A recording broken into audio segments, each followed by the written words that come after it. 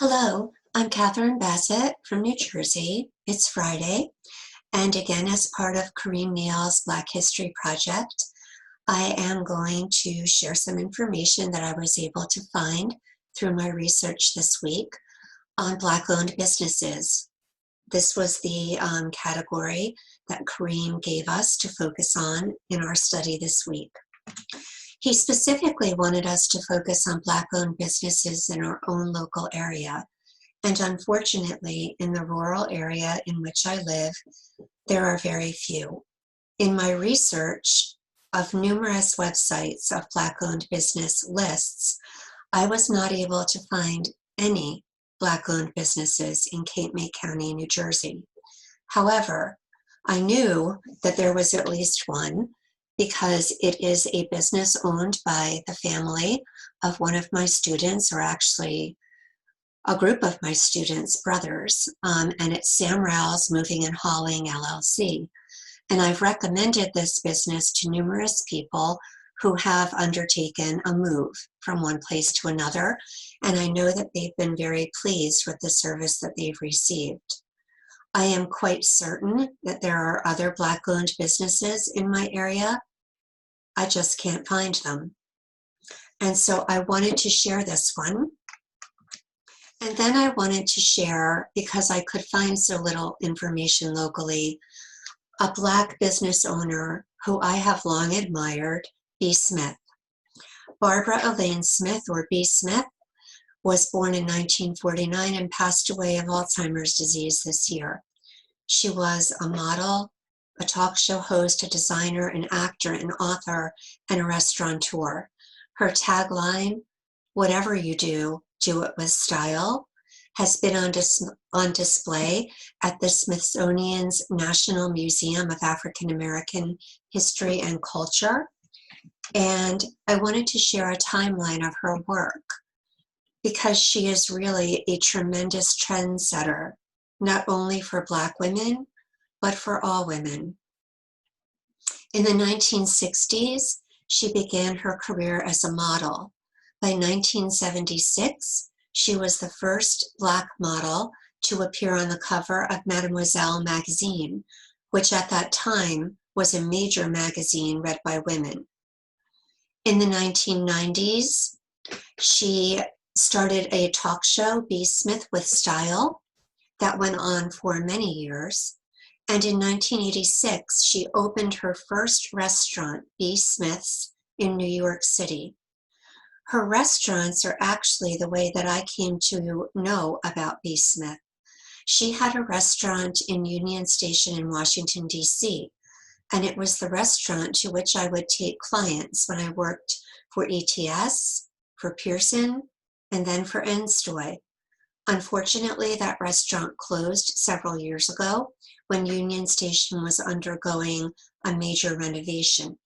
It was an amazing restaurant, a beautiful setting, and the food, if you love Southern cooking, which I do, was superb.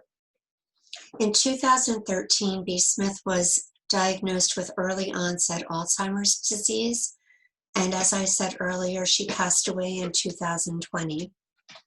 She was an amazing Black woman. She was an amazing woman, and I'm giving you her website here.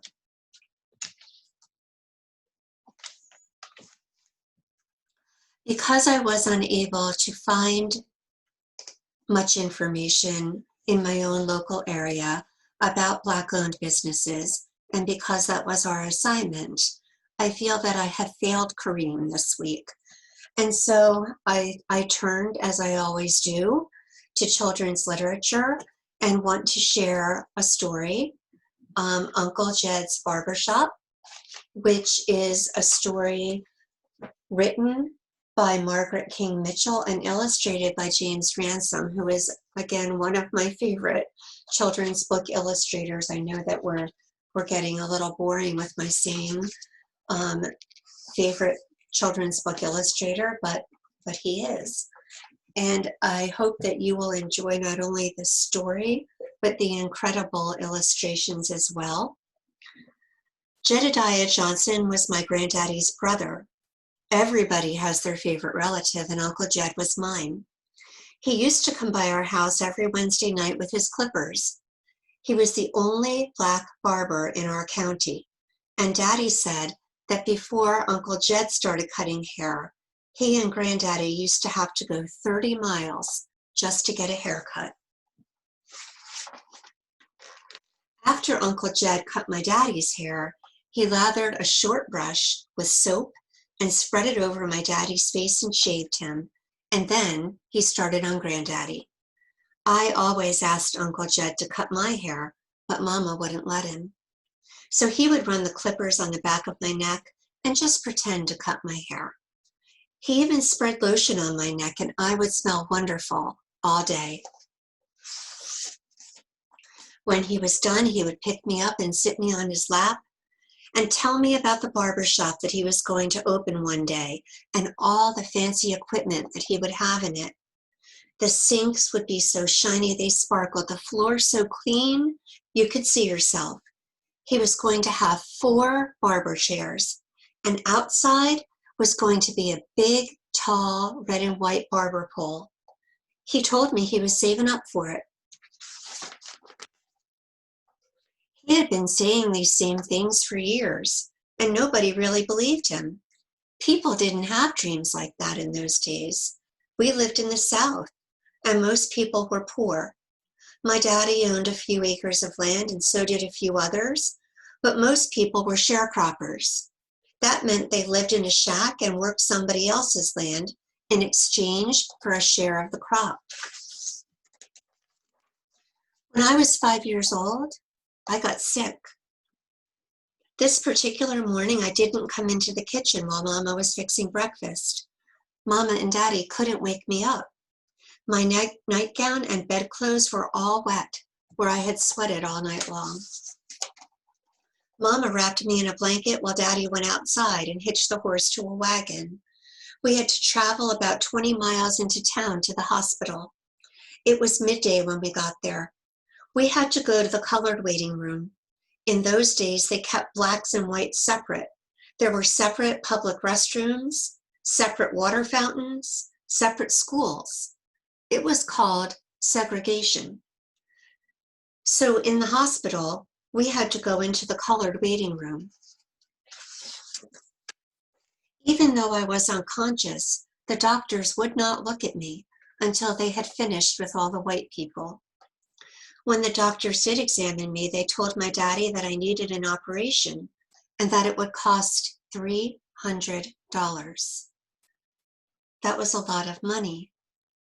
My daddy didn't have it, and the doctors wouldn't do the operation until they had the money.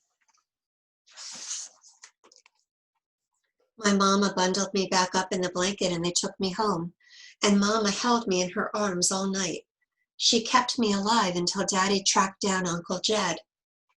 He found him early the next morning in the next county on his way to cut somebody's hair. Daddy told him about me. Uncle Jed leaned on his bent cane and stared straight ahead.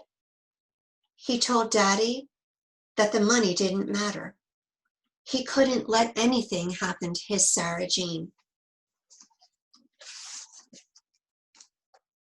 Well, I had that operation. For a long time after that, Uncle Jed came by the house every day to see how I was doing. I know that $300 delayed him from opening that barber shop. Uncle Jed came awfully close to opening his shop a few years after my operation. He had saved up enough money again to buy the land and build the building, but he still needed the money for the equipment. Uncle Jed had come by the house and we had just finished supper when there was a knock on the door. It was Mr. Ernest Walters, a friend of Uncle Jed's, and he came to tell Uncle Jed that the bank had failed. That was where Mr. Walters and Uncle Jed had their money. Uncle Jed had over $3,000 in that bank, and now it was gone. Uncle Jed just stood there a long time before he said anything, and then he told Mr. Walters that even though he was disappointed, he would just have to start again. Talk about some hard times. That was the beginning of the Great Depression, and nobody had much money. But Uncle Jed kept cutting hair. He went to his customers and cut their hair even though they couldn't pay him. His customers shared whatever they had, a hot meal, fresh eggs, vegetables from the garden. And when they were able to pay again, they did. And Uncle Jed started saving all over again. Uncle Jed finally got his barber shop. He opened it on his 79th birthday. It had everything just like he said it would. Big, comfortable chairs, 4 cutting stations, you name it. The floor's so clean you could see yourself. On opening day, people came from all over the county. They were Uncle Jed's customers. He had walked to see them for so many years, and now they all came to see him. I believe he cut hair all night and all the next day, and the next night and the day after that. He was so glad to have that shop, he didn't need any sleep. Of course, I was there too. I wouldn't have missed it for the world.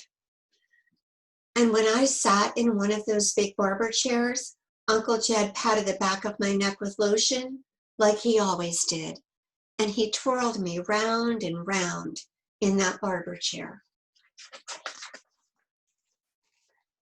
Uncle Jed died not long after that, and I think he died a happy man. You see, he made his dream come true, even when nobody else believed in it. And he taught me to dream too.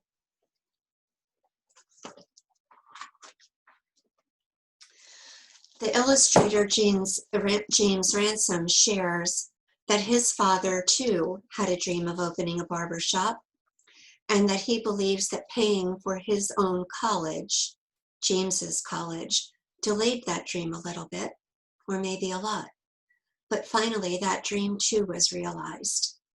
This book is a winner of the Coretta Scott King Award, and I hope that you enjoyed it.